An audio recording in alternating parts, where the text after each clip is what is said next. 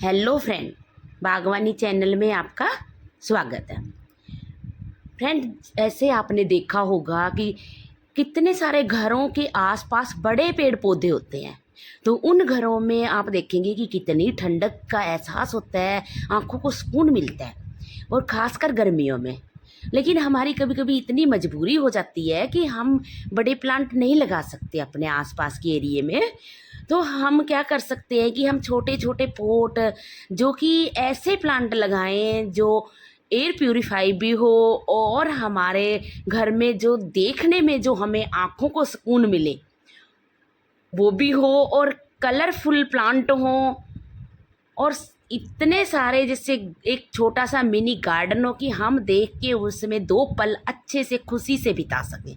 तो फ्रेंड, चलिए आज 20+ ऐसे प्लांट लेके आई हूँ जो परमानेंट तो हैं ही, साथ में खूबसूरत भी हैं। ये सबसे पहले प्लांट है मेरा क्लेथिया का। फ्रेंड, क्लेथिया का प्लांट आप एक बार लगाएंगे तो आपको बार बार नर्सरी से ख़रीदने की ज़रूरत नहीं पड़ती है, क्योंकि इनके बीचों बीच ये सूट्स निकलते हैं और ये पूरा पोट को कवर कर लेते हैं। लेकिन इनमें एक प्रॉब्लम होती है, कुछ ही दिनों में इनकी पत्तियां मुरझा जाती हैं या मुड़ जाती हैं और सूखने लगती हैं। तो ये इसके 2 ही कारण होते हैं, क्योंकि नर्सरी से जब हम लेके आते हैं तो इनमें बहुत सुंदर से ग्रीननेस होता है। इसके 2 कारण होते हैं, या तो इसमें ओवर वाटरिंग हो जाती है या फर्टिलाइज़र बहुत ज़्यादा हो जाता है।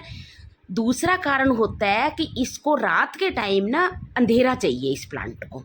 आप इस प्लांट को दिन में आप ब्राइट लाइट में रखिए, जो छन के लाइट आती है उसमें रख सकते हैं, इंडोर रख सकते हैं, लेकिन रात का ज़्यादा अंधेरा हो वहाँ रखिए इस प्लांट को। ऐसे ही है स्ट्रोमेंथ, ये भी क्लेथिया की ही एक वैरायटी है। तो फ्रेंड, इस प्लांट की भी सेम वही देख रेख है। कुछ ही दिन में इसकी पत्तियां जलना शुरू हो जाती है और मुड़ना शुरू हो जाती है। तो इस प्लांट को भी आप फर्टिलाइज़र ज़्यादा मत डालिए, बोन मील डालिए, नीम खली डालिए, ज़्यादा फर्टिलाइज़र इसको ज़रूरत नहीं होती। और इन प्लांट को भी दिन में उजाला और रात को बिल्कुल अंधेरा चाहिए। अगला प्लांट है मेरा ये फाइकस का, ये डॉब वैरायटी है। फाइकस को आप इस टाइम आसानी से ग्रो कर सकते हैं फ्रेंड, बहुत अच्छे से। ये एवरग्रीन प्लांट है, तो आप इसको छोटे छोटे पोट में लगा के इतने सुंदर से आप अपने गार्डन में, अपने घर में, बालकोनी में, कहीं भी इनको लगा सकते हैं। और ये परमानेंट प्लांट है, आप एक बार लाएंगे कटिंग से आप इनकी हज़ारों प्लांट बना लेंगे।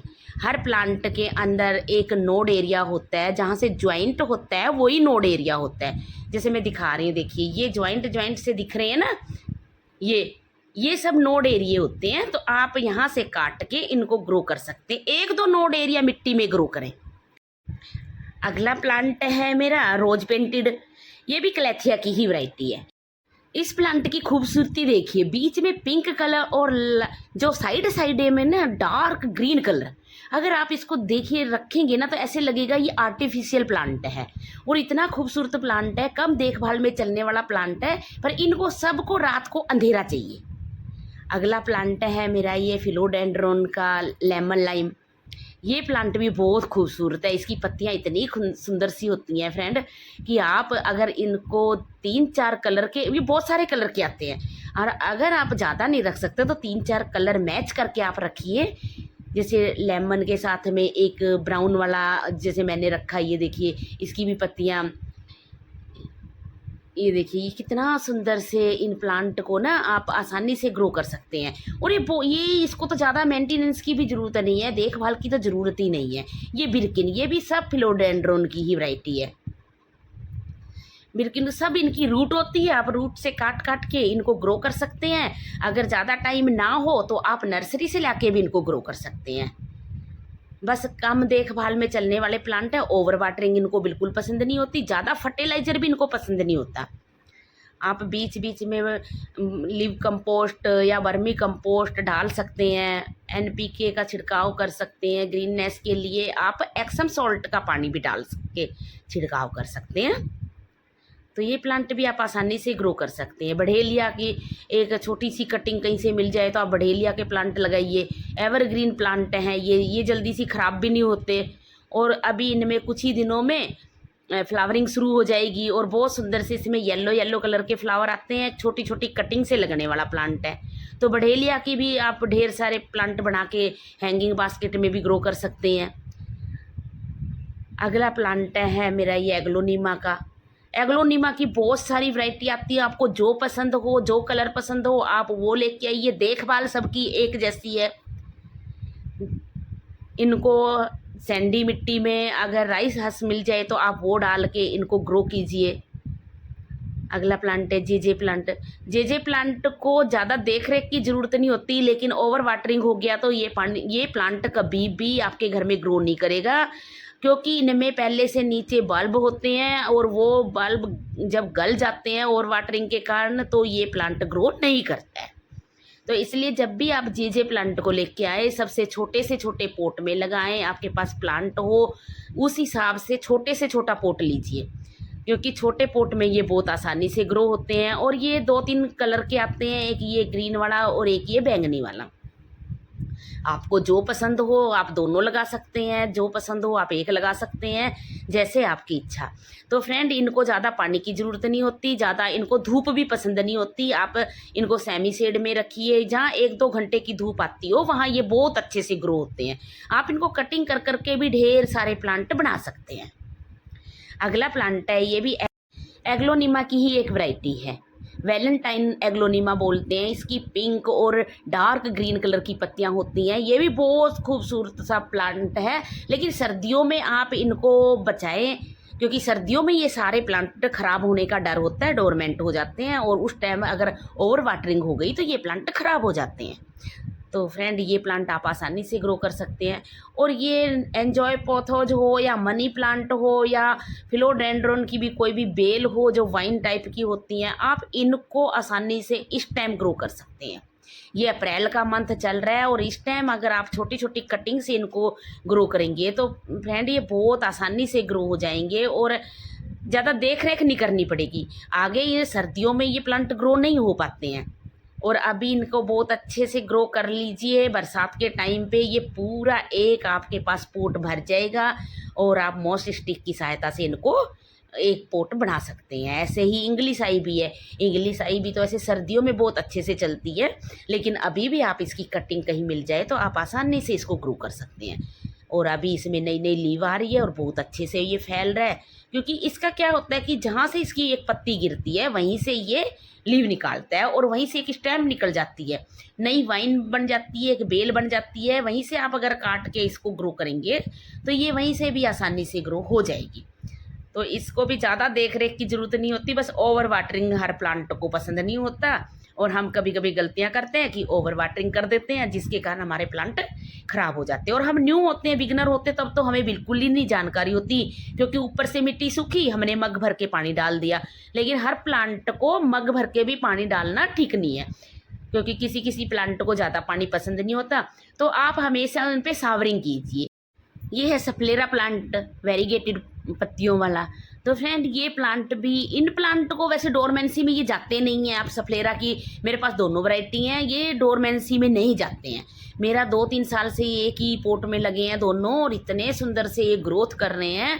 बहुत आसानी से चलने वाले प्लांट है। और गर्मियों में अभी आप जो गुड़ और छाछ का मैंने एक लिक्विड फर्टिलाइजर बताया था, आप वो डालिए, जिससे पत्तियां इतनी शाइन हो जाएंगी। और अगर वो नहीं बना सकते तो आप इसमें जो बोन मील होता है वो एक मुट्ठी डाल दीजिए प्लांट में।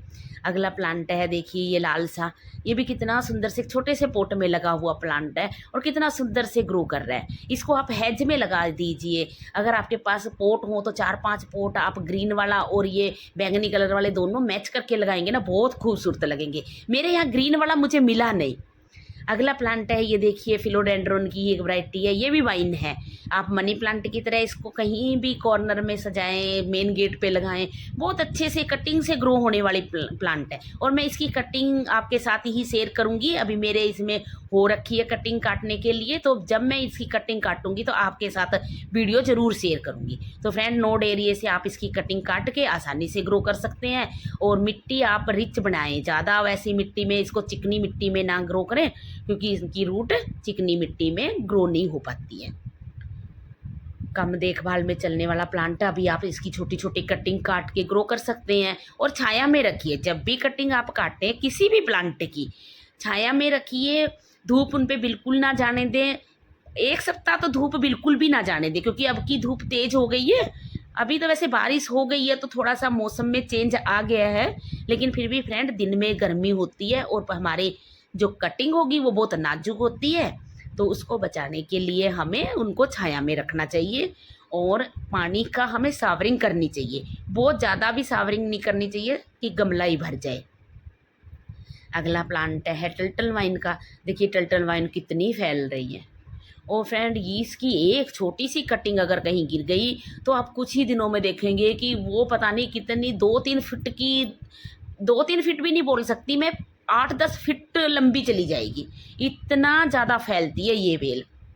और मेरे एक पोट में तो मैं कभी आपको दिखाऊंगी वीडियो कि इतना, मैं एक छोटी सी कटिंग टूटी थी मैंने उसमें लगा दी और वो मेरा अब पूरा उसने एरिया कवर कर लिया है।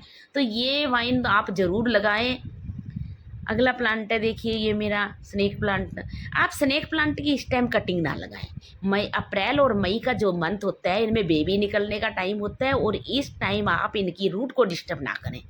जब भी आप इनको अगर ग्रो करना है तो आप कटिंग से ग्रो कर लीजिए। इनकी एक एक लीव काट के आप कटिंग से ग्रो कीजिए। इनकी लीव आसानी से ग्रो हो जाती है। हाँ, डिवाइड करके आप इनको ग्रो अब ना कीजिए, बाद में इनको आप डिवाइड करके ग्रो कीजिए। जब बरसात का टाइम आएगा तो आपके पास ढेर सारे प्लांट बन जाएंगे। अब आप पत्ती काट के इनका ग्रो कर सकते हैं। कोई भी हो, डॉब वैरायटी, टॉल वैरायटी, कोई भी आपके पास आए, आप इनमें सब में कटिंग से एक एक पत्ती काट के ग्रो कीजिए। बहुत आसानी से ग्रो हो जाएंगी ये। और इनको भी सैंडी मिट्टी में ग्रो कीजिए। इनको भी ओवर वाटरिंग बिल्कुल पसंद नहीं होती। और आप अगर आप इनको धूप में रखेंगे तो इनकी पत्तियां ऊपर से जो टिप होती हैं वो जलना शुरू हो जाती हैं। तो आप ध्यान रखें कि इनको भी आप शेडेड एरिया में या कम धूप वाली जगह पे ही रखें। धूप आएगी तो वैसे इनको ख़राब नहीं करती है, पर पत्तियों का कलर चेंज हो जाता है, प्लांट ख़राब नहीं होता। तो इसलिए अगर आपको लगे कि आपको ग्रीन चाहिए, प्लांट की पत्तियों में साइन हो, तो आप इनको शेड एरिया में रखें। 15 दिन में आप जो NPK का छिड़काव है वो कर सकते हैं। पोट में भी डाल सकते हैं। मिट्टी में आप एक्सम सोल्ट और नीम खली डालिए। सैंडी मिट्टी बनाएं तो ऐसे आप ढेर सारे पोट बना सकते हैं। मेरा तो एक पोट तो इतना भर गया देखिए, लेकिन मैं इसको अभी भी डिवाइड नहीं कर रही हूँ। इसको बारिश के टाइम ही डिवाइड करूँगी। अगला प्लांट वॉन्डरिंग जू। वॉन्डरिंग जू मेरे पास दोनों है, ग्रीन वाली भी और ये वेरीगेटेड वाली भी। तो फ्रेंड वॉन्डरिंग जू को भी आप हैंगिंग बास्केट में लगाएं, छोटे छोटे कप में। देखिए मेरा कितना छोटे से कप में लगा हुआ ये है और कितना सुंदर से चल रहा है ये प्लांट। तो ऐसे आप छोटी छोटे टेबलों पे, अगर टेबल जो हाँ उन पे रखना हो तो आप इनको वॉन्डरिंग जू को लगा सकते हैं। आप घर के अंदर भी इनको रख सकते हैं, लेकिन ओवर वाटरिंग बिल्कुल ना करें।